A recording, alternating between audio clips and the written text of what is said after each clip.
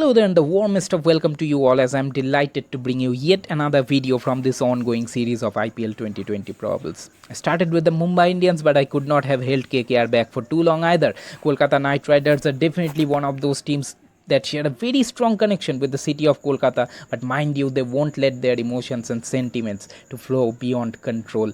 Remember that they take very strong calls. After 3 seasons up front, they decided that the then team icon Saurabh Ganguly was no longer good enough to fit in their side, and 2 seasons ago, they did not hesitate to let go someone like Gautam Gambhir, who had almost become synonymous to the KKR brand itself. And similarly, for this year's IPL, they have not only left out Robin Uthappa, who had a poor previous outing, but also they have left out one of their trusted players for more than half a decade, Piyush Chawla. Now, without these two, how the team fares, that remains to be seen. But in order to arrive at the probable 11, the easiest thing to do, particularly with this KKR side, is first to pick the players who rather pick themselves and then to fill out the remaining spots. So, first, let's find out who the auto picks to this side are. KKR will definitely look to stick with Sunil Narayan, the opener, accompanied by Shubman Gill. You'll have to play Nitish Rana at 3. There were a lot of middle order worries for KKR in the previous season, so they have got Owen Morgan back, who will definitely bolster their batting lineup if they give him a go at number 4.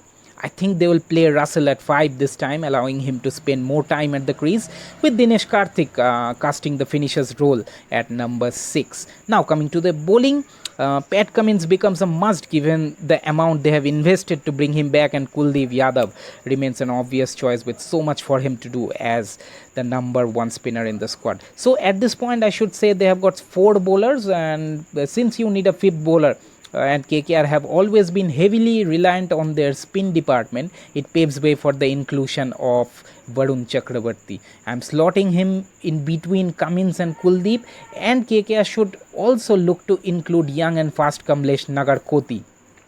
So this makes all the bases covered in their bowling, with 6 bowlers genuinely capable of giving you 4 overs each, alongside Nitish Rana, who can also bowl if needed. Now, the only place left in the side is to be occupied by an Indian batsman, quite clearly, because there are all 4 foreigners picked. So for this vacant position, they have got Rahul Tripathi, who had a magnificent season with the rising Pune Super Giants 3 years ago.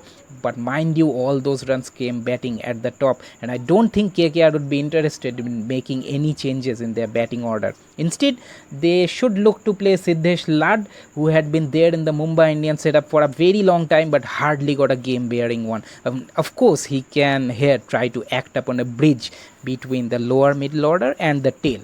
Now, what about the backups? KKR have got a very capable backup for Pat Cummins in form of Lockie Ferguson, so that whenever the former is unavailable, the latter would walk in form of Tom Banton. They have got a very solid opener too.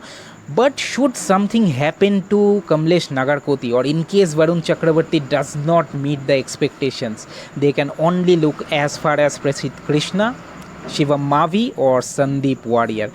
And if there is an issue with their Indian batsmen, suddenly they find themselves all out of sorts in order to find a replacement.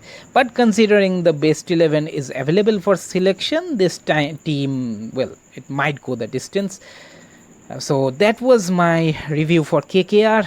Let me know yours in the comment section. Thank you.